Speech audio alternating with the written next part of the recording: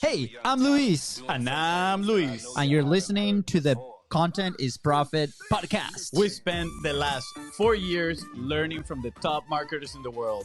We were learning how to create the content that turns into profit.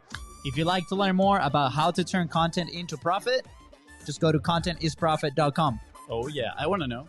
You want to know? I want to know. Just go to contentisprofit.com. Awesome. Now, guys, if you go now, what you're going to find is a super awesome website that we built with zero experience. So we built it for actually like in 50 minutes. It was for a college talk. So they could input their questions and then we could get back to them, you know, just generating some leads. Yeah, and it's been working. So it does the job. I think it can be better looking, so we're working on the design. But yeah, hey, so Leonid, tell me a little bit about what are we going to talk about today. Yes, definitely. So clearly, right now at the moment that we're recording this episode, it feels like there's madness going on in the world, right? There is going madness in the world. So we chose to look at the positives, and we work with content, and a lot of people have been present online in the past few days for a very good reason. So we probably like 2 days ago had a really, really bad day for our business because we deal with a lot of small businesses that are in trouble right now because they had to close. And if you guys don't know what's going on, the coronavirus is going on. Yep. So the state has mandated that we have to close a lot of the brick and mortars, right? I think yesterday the order was to close down bars, restaurants, by 5 p.m. And I mean, at 5 p.m. is when everybody's going out of their jobs and usually going to those places. Exactly. So anyways, because we work with a lot of small businesses, we had a couple of bad news, but guess what? The next day, if you guys have been following our Facebook Lives, we went on and the next day, something awesome happened. And, after that, we've been preaching, you guys have to publish right now more than ever. So we're going to deep dive in the next 25 minutes, and we're going to talk a little bit about why FONZI here actually has some information, really good information from our uncle. Uncle G. Uncle G. Uncle G, Grant Cardone. And if you don't know who Grant Cardone is. I was like, or uncle. If you don't know who Grant Cardone is, I definitely encourage you to kind of check him out. Yeah, definitely. I mean, I think it was early last year, January last year, when we went for the first time to 10X conference. Yeah, that was amazing. Yeah, that was amazing. It was super eye-opening for us. If you have followed our journey on 45 Live, the little live videos that we do on Facebook every day, well, I stopped a few days ago since we got too busy again. We actually told that story plenty of times, right? Where we went to this event and we learned the value of investing in ourselves. Yeah. And after that event, one of the consequences was that we went and we bought a bunch of books, right? Of all the speakers that were there. One of those being Grant Cardone. And we got his 10X book. Was it how's it called exactly? The 10X rule. Yeah. 10X rule? The 10X rule is called. So we got the 10X rule. We devoured that book actually. And I remember one specific story that he talks about right there. And it's actually a story of a recession that he lived through. And he was saying that everybody was getting scared. Everybody was, kind of what's happening right now. Yeah. Kind of pulling back on their business, on their actions. But he decided to go all out. He said, this is the moment for me to actually make a change, right? To get top of mind awareness of the people that are looking for content, Yeah. And that, I don't know why that stuck to my head. I was like, dude, this guy is relentless. Like, I think that's the word to describe him. I think I didn't read it. Like, I was actually listening, right? Like, I listen to books. I consume it that way. It's a lot easier for me anyways, but it was really interesting to listen on his philosophy, right? When everybody was like shrinking, everybody was like saving their money, like doing this, he was actually on the offensive. He was attacking because he knew that at some point that situation was going to switch, that it was going to like completely change. And then he was going to be able to take advantage of that. So uh, that mindset that he was thinking so differently from other people at the time really caught my attention. And it's funny now that we're actually living something probably similar or maybe worse Yeah. because it's worldwide, right? A lot of people tend to focus on those negatives, right? Yeah, I think is, you know, it comes down to mindset, like you were saying, and I think it is that scarcity mindset versus that abundant mindset, right? Yeah. He had that mindset where it's like, okay, we're in a recession right now, but we're gonna get out of it eventually, and when we get out of it and people have money to pay, they're gonna look for who's that person that is top of mind awareness, right? Yeah. So he's like, I need to get my message in front of everybody as much as I can, because so as soon the market starts going up, I'm gonna be the first person they're gonna think about, and therefore we're gonna make business. Yeah. Right. So I think you found some content, right? Like what are some things that we need to keep in mind? And again, we're gonna try to relate this the best we can to content because that's what we do. So, Fonzie, why don't you start with maybe the first item? So here I found an article actually by Grant Cardone where he gives 5 things to keep in mind during a recession, right? And actually, a little parenthesis before we go into these 5 topics. I'm sorry. Yeah. Is if you are in the online community, business online community, you've noticed that pretty much everybody is preaching that this is a time to, you know, learn.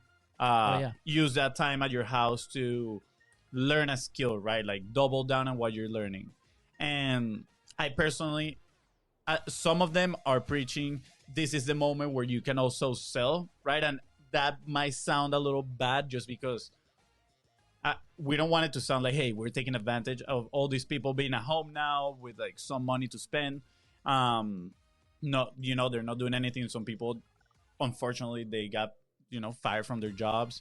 And they're looking for options, right? And an option right nowadays with the facility of the internet is, hey, I can create my own job, right? Like we were there 4 years ago, and look how it has turned out, right?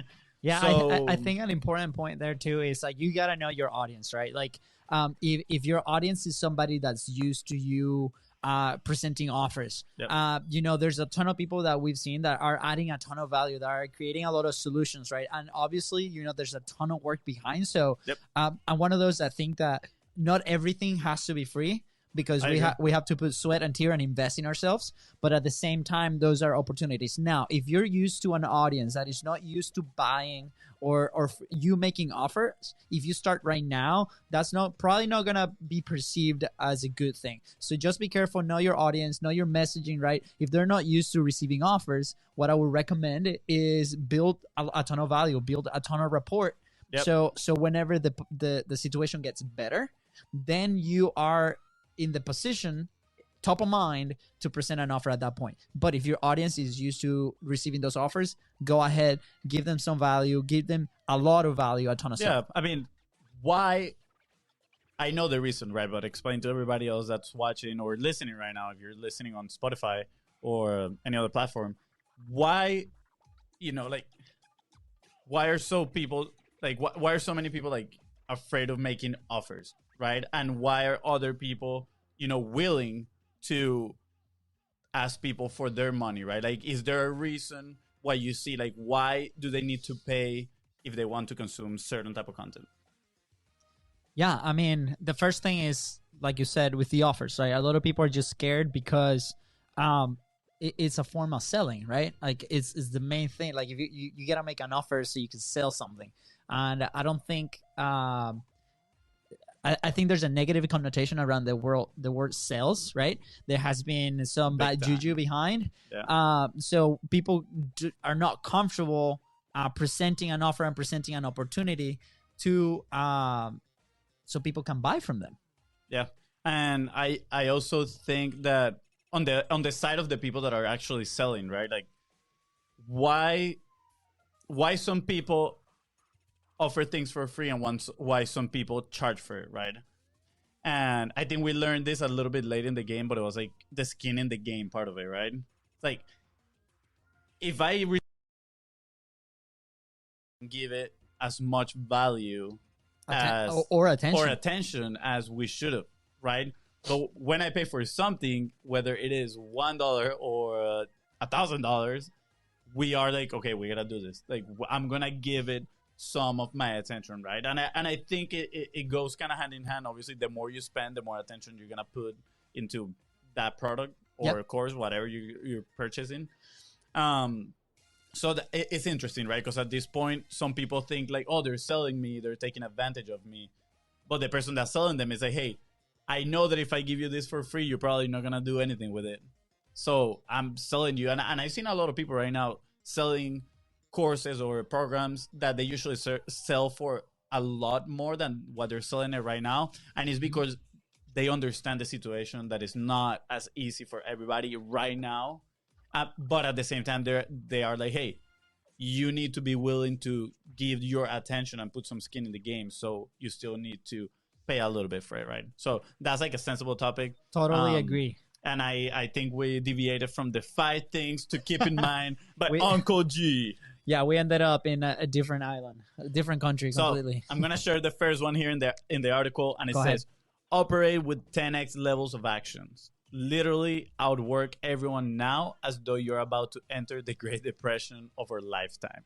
Yes. It kind of seems like it, the Great Depression of our lifetime right now. It does seem like, I mean, if you kind of tune into the news, which I recommend, do not do it. Just focus on your thing. Make sure that you're sharing this time with your family. Make sure that you're sharing this time or that you're investing in your time in a very smart way. So what about operating at 10x levels? What does operating at 10x levels mean? To me, right, is take what you're doing right now, and I'm going to relate it to content, right? If you're publishing, twice a week, do it 20 times a week now, right? Does it mean actually publishing 20 times or setting your goals to 20? Because I remember, when we read the book, I think that's what he says. It's like, set your goals to 20, right? Let's say I want to make 100 grand a year, right? And he's 10x that goal. So then your efforts go accordance to that 10x, and whether you fell short or not, you're gonna succeed the previous goals. Exactly. You're gonna like outperform what you were doing before you set that high goal, right? So you gotta like set those goals so high, right? At least mentally, and then measure accordingly, right? Like don't go like, okay, I'm gonna publish 100 times a week. Put a goal up there that it's high enough that it motivates you, but at the same time it's achievable, right? So I'll give you an example. For us, right, we had these 5 episodes of the podcast that we pre-recorded in January, and for situations in our life and in our business, we got we got busy, and that just got relegated in the list. Yeah. And we haven't published it yet. So we decided to put a deadline, and we're gonna do this live, right? And we're gonna follow the example of people that we admire, and we're actually gonna do this 3 times a week. Yeah, I'm gonna share a little story right here. This personally for me, it was actually a little bit embarrassing. I think 3 weeks ago now, I think we went to Podfest, right? It's a podcast conference in Orlando. It was our first time going there. We were like, hey, our target market is right here. All the podcasters, we need to go shake some hands. Don't worry, we use Purell a lot. We need a lot of fist bumps. But we need to meet these people and get in their heads, right? Like, see how they're thinking. So we started meeting people, and the one question that everybody would ask was, oh, so what is your podcast about, right? Like, have you guys, how many episodes are you in? And we were like, oh, dude, we are 5 episodes in, but they're not published. So it's like, oh, we don't really have a podcast, right? Like, if we have the episodes, we recorded them, we take action, right? But at the end, we don't go through with it. It's like we don't actually have the podcast. So I was so freaking embarrassed every single time they would ask me, because in my mind, I was like, man, we're looking like wimps over here. Like that was a good wake up call. It's a good wake up call, because we're preaching publishing, and at the moment we were doing the 45 live. But I was like, Oh man, I feel like we're disappointing some serious people right now.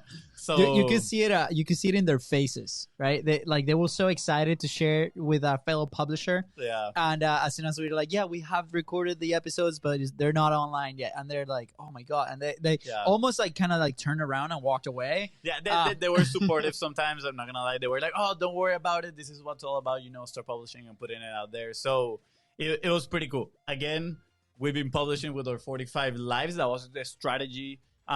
We call it the minimal viable content.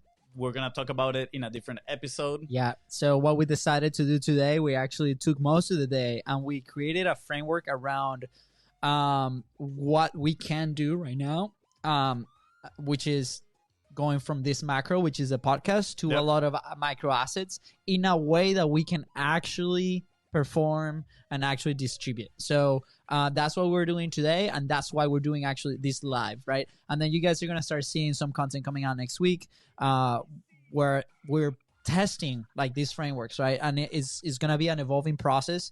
We do it with some of our clients. Yep. But we needed an internal process for us to do it. Yeah, so I'm going to circle back to that 10X, right? We did that workshop today where we were planning everything, still minimum viable content for us at the point, but using the 10X rule in mind, right? Like, hey, we cannot set the bar down here. We got to set it up here so we fall somewhere in between when we're producing all this content and, we get top of mind awareness. That's what we're going for, honestly. Yeah. All right. Number two, stop all spending except on those things that can increase income. Do not spend to consume, spend only to increase income. Invest in yourself. Invest in yourself. That's very important. It's like, do not spend money, right? But do invest. So, and things that produce income. Like, so in our case, right, this thing that we're putting out, this is content that's related to our business. We have a passion for this. We love talking about this. We love bringing people on as well. So that's part of the strategy. You guys are going to see some people actually talking about these things. And there's a cost to it, right? There is a cost to it. There's a cost to operate and run this system. But at the same time, what the payoff of doing it and be consistent is going to happen, because we proved it before with the 45 live. And again, we're probably going to do a whole episode on just 45 live. But content is profit. So we're investing in our content, in our processes, in our team, so we can actually perform and get that, those winnings. Yeah. And we've actually shared that story. And I think I shared it. I don't know if it was at the beginning of the podcast or at the beginning of the live, but it's when we actually started investing in ourselves, right? That first event that we went, the 10X event, it was like the snowball effect. That's how you call it, the snowball effect. We invested literally like $50, and then we closed a few clients for a few thousand, and we were like, whoa, like if we just learned this for $50 and we were able to do this, what would happen if we invest in an event that is like $500? So we went to other events and we started investing in ourselves relationship wise, who we learning from. And honestly, the results were exponential, right? And I would like to add something to that. Yeah, go ahead. My recommendation is I don't go too crazy, right? With a ton of stuff that you're investing, is invest in like one thing and then execute on that one thing. Because along the journey, we saw a lot of people that were actually, part of these programs, part of this community, part of these like masterminds, but at the same time, we're not getting results. And maybe my sixth sense kind of says that is because they were not executing correctly. So we made a decision. We're going to follow actually, 2 to 3 people. We're going to execute. We're going to get results. And then we're going to move on and see what's next after that. So yeah, no, I agree 100%. I mean, don't be reckless with the investments, maybe invest in learning a skill that can be a skill that you can monetize, right? We've heard people like Dan Locke talk about that. High income skills like copywriting, for example. Yeah. So either invest on those, or if you already have a business, maybe invest in how can you market it, right? Yeah. Um, What a great opportunity, right? We're locked in our offices. Well, right now in our office or in your house, and it's a great time. You have time. Like that's a beautiful thing. That's a beautiful thing. We tend to complain that we don't have time to do anything. Right now, you do. So invest in something that you're passionate about, and if you do own a business, what's that thing that's gonna take your business to the next level when this is over? So how can you relate this to content? Like, how will you apply this to content? So, I mean, for us personally, we are investing actually in certain pieces of our team, right? Because we need help in the fulfillment side. Yep. So we can have more time to dedicate to this, what we're doing right now. I mean, right now is 7 p.m. Eastern time, probably more. 8 p.m. Oh, 8 p.m. Eastern time. and we're recording this, right? We honestly, we probably would have preferred record it earlier, but we were busy fulfilling. So how does the investment looks for us as a team, as BIZBROS, is going to find other people, right, that can do certain tasks on our fulfillment and help us, give us more time to do this, double down and get that top mind of awareness, baby. Which is what we love. All right, number 3. Number 3, keep your firewood dry and add to it. Accumulate cash, wood for your fire at all costs, and spend nothing. Prepare to invest when real assets get cheaper. Prepare to steal when the market capitulates. Sorry for the accent. Build your fire so big others stare in amazement. Love it. What? I love it. I mean, this is exactly what we want to do with the content, right? And I think a lot of people are doing this, right? A lot of people that we know that are in this field have been pouring themselves out there with their message, with what they want to say. We actually had an onboarding call yesterday with a couple of clients that they're in the MLM market. And it was funny because as soon as we jumped on the call, I'm like, hey guys, how you doing? How's the family? Are you guys safe? And this is not a cheap investment in what they want to do with their content, right? It's and they're pretty excited about it. And when they were talking to me, they were like, look, Luis, like we look at this as an opportunity. We were like, this is the time to double down. And they're not publishing at all. And they have a great project that we're going to be joining in and helping them out with. But they're like, they turned the situation, like the first point that we were explaining earlier, and they saw the opportunity and like, this is the time to double down. This is the time to stack the wood that Uncle G is talking about. Yeah, I mean, I also see it as, I think this one, my personal view, I think this one is more for not investing on the high income skills that maybe we were talking about, right? Because I'm reading here that he's like prepared to when real assets get cheaper, right? And we know Uncle G, he's all about real estate too, right? And we know, I also read actually about Warren Buffett, that when recessions come, he prepares so he can buy a bunch of assets. So when they're on their way up, he can sell them and obviously capitalize on them. So I think, from a personal standpoint, I think that's what Uncle G is talking about. But we like to relate everything back to content. Yeah. Look at this, right? How can you create assets with your content? How can you create those assets that later on can create some profit, or you can add them to your program? So one strategy that comes to mind is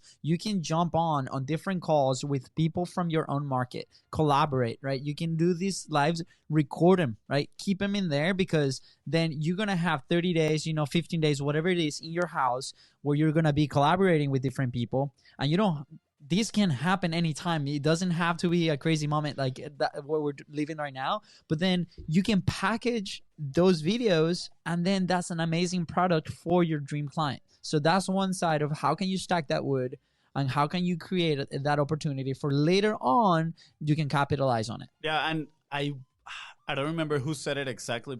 I would like to give credit. I'm sorry. But they mentioned that actually like videos is kind of like the real estate of the internet, right? Yep. You are putting your little mark, and the more you publish, the more space you're occupying in the internet, and the more people are going to be able to find you. Obviously, there's a way to do it. There's is the work smarter, not harder, right? Yeah. But it's about that. So invest right now for us is our time on creating this amount of content so we can capitalize and get more of that real estate of the internet. So when people are looking for repurpose my content, or I have a podcast and I want to, put my message out there for everybody, who's going to show first top of mind awareness? Who is it? Who is it? The BIZBROS. The BIZBROS. And not just that, right? Not just like that real estate, but also we're testing frameworks. So you guys, this is one of the main keys for content and publishing. You guys got to test. You guys got to see what works for you. You guys got to see what the flow is. You're going to go around and you're going to see a ton of people. We can talk about Peng Joon, Russell Branson, Steve Larson. Everybody has their own frameworks that work together with their company and their staff to explode their content. And right, a lot of people are learning from this. And what we found is like, as soon as we start looking at these amazing people and amazing marketers, right, and they're kind of going through these teaching moments, we're also learning a ton of frameworks, but then we grab the little pieces of each one of them and then apply it to our own, to something that works. And that was exactly what we're doing today. So ours doesn't look exactly right like Russell Brunson. It doesn't look exactly like Steve Larson, but it has probably pieces from what they do. Yeah, I mean, I think a lot of people are afraid to put content out there sometimes because they are like, well, but that is not mine. I didn't discover that. And if you're going to wait to discover something, you're probably never going to publish, right? That was actually a big fear that I had. I was like, oh, but I'm going to start talking about something that somebody else already talked. Yeah, that's totally fine, but you can add to it, right? Yeah. And I actually remember an episode of Marketing Secrets with Russell Brunson, and he was talking about, I think he called it the podcast aggregator. And I think that's kind of what we're doing right now. And it was exactly that, what you're saying. He said, look, sometimes I consume certain pieces of content that I learned from, and then I ask myself, how can I make this better? Or how can I make this fit my audience? And then he grabbed those other pieces of knowledge that he knows, that he possesses, and he adds them to that main piece of content that he's using as a base. Yeah. Therefore, when he puts that content out there, it's a totally original piece of content, of masterpiece of Russell Brunson, right? And that's what we're doing here, right? Because nobody learns anything from scratch, right? And we can go in a whole different, and that's another topic of its own. I think the people that call themselves like self-made, but you learn everything from someone, right? It doesn't matter who it is, whether you go to school or you decide to look it up on Google, you learn it from someone.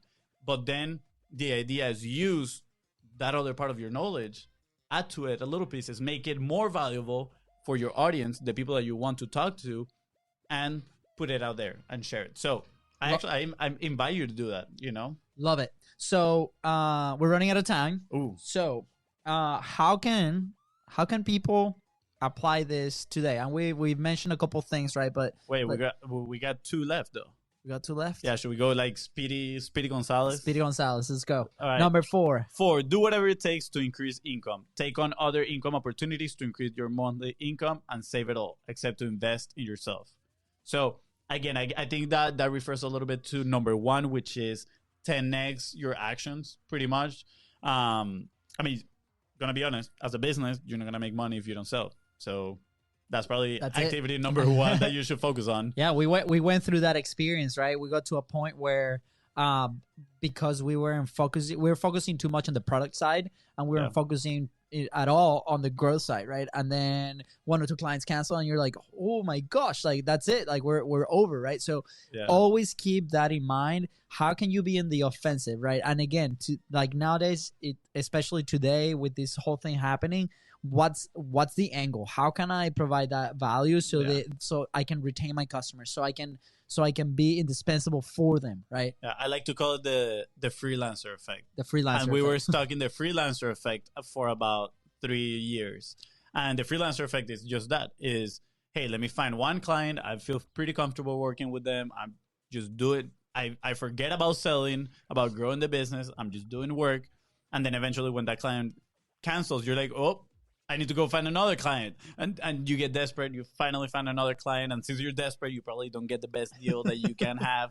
And you're like, okay, yeah, I'll do work for you. And then you stop selling again and you go back to fulfilling. And now you're not a business, for you are a vicious freelancer. circle there. Yeah, it's a vicious circle. It is. All right, number 5. Number 5, learn how think rather than why think, and act like an entrepreneur. That means sales, marketing, negotiation, follow up, and branding. I mean, all those are income generating activities, right? Yeah. So And again, going back to your content production, right? Like, you don't have to be calling people, in this crazy moment, right? You can be present in their lives. It has never been easier to be present in somebody's lives through social media and the content that you publish consistently, right? And if you are providing a ton of value, if you're providing information, you're providing an amazing experience, right? That's the way that you get to the frictionless sales. So I want to tell like a quick story. There's actually two fitness studios here. One, right, is a very local. I think they have like 1 or 2 locations. They started growing in the last like couple months. And those are that's one of the businesses that had to close. And it was fun because yesterday, before I'm going online, I see a post of one of the owners, and they came up with a wonderful solution for their membership, right? And it might not be like social media content, but they're communicating through social media. And what they did is that they created these Zoom rooms for about 100 people, right? And they're sharing that link with all their members. So if you are a member of that gym, you get access to it. And every day, a coach will come online and will teach an online class live while people like tune into the Zoom call and do their workouts at home. So I thought that was a wonderful opportunity because before this happened, they were so fixated like in their like local gym in location, brick and mortar, right? They were playing with an app opportunity, but this thing sped up that process and they had to launch that opportunity to their members. And guess what? They had that room full of people, the Zoom room, it was completely packed and people loved it, right? So that's still a type of content, right? They are part of a community, they're part of a membership, and you are finding solutions. So how can you find a solution for your audience and make sure that you communicate with them? Yeah, I mean, we need to adapt, I think, and that's what that gym did, right? Yeah. They adapted to the situation. They said, okay, well, this we can either take it pretty negative and just close our doors and tell everybody to come back in 2 weeks, and that's it, right? And just be reactive. But they decided to be proactive, take the initiative, and I mean, it sounds like they came up with an amazing solution. Solution. I think people now are gonna like want to do that now. They're like, forget about the brick and mortar. I'm just gonna stay home and work out. Yeah, if you're a gym, let us know and we'll connect you with them. Yeah, 100%. So just to wrap it up here real quick, right? A couple of action points that we want to share with you. If you guys have not published because you guys are so busy with the day-to-day, we totally understand. But take 5 minutes of your day, right? Take 5 minutes, go online, talk to your audience, ask them what they need, ask them how can you help, right? Whatever your business is, I'm sure that your audience needs some kind of information or help. I'm going to interrupt there real quick. Sorry. Just adding to that, what you just said, we call it content conversations. And that is, we've been preaching that for the last like month or two. Content conversations, right? We had one post where we were helping 5 entrepreneurs with their content frameworks. We still need to send those to them. But we discover, right, that people are just like, hey, I want to have big reach. I want to reach a lot of people and a lot of people to get my message. But it's like, okay, but are you having those meaningful conversations that are allowing you to know what your customer wants? Because at the end of the day, you're solving a problem for them. So the solution, like, you are probably not your dream customer, right? Your dream customer is out there. You need to talk to them, create those conversations. So produce the content, create the conversations, and it's just gonna get better for you. See what it takes you, right? We definitely need to share this episode with the 45 Live, because that's the living proof of what happened, and we can't wait to share those results with you guys. Now, again, think about ways that you can add value that kind of adds up to the start publishing. This is a long-term play, right? We don't know how long this is gonna last. So patience, be consistent. Understand that quick results might not come, but you're adding that rapport and you're building that rapport with your clients and your dream customers. Yeah, totally. So challenge for the listeners, challenge for people that are online, challenge for people that are listening right now, in any platform. Challenge is publish 5 days in a row. I would recommend video. Yeah, go live. Definitely video. Is it going to be awkward at first? Yes, 100%. It still is awkward sometimes. Very. So but you gotta push through it, right? Again, we gotta adapt, and part of the adaptation process is being awkward. It is as simple as that. So 5 days in a row, tag either the BIZBROS Co. or Luis D Camejo or Luis Camejo V on Instagram, and let us know. Like we want to see the videos, and we want to have that content conversation with you.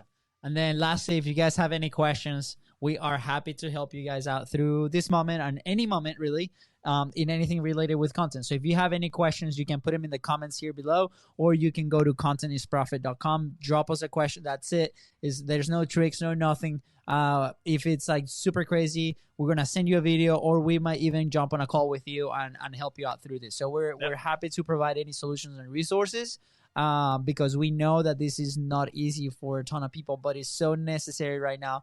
Your dream client needs you. Your dream audience needs your information and needs you. Yeah, that's right. I mean, if you truly believe that what you're in business for and the solution that you're offering is of value, you need to put yourself out there and share it with your dream customers. Yep. Because if not, you're just doing a disservice to them. So, share the information. Go to Facebook, follow our Facebook page, BIZBROS. When the episodes start going live, just follow us on Spotify, every platform, and go to contentisprofit.com and drop your questions. All right, guys. Thank you, guys. Thank you for tuning in. We love you. See you later. All right.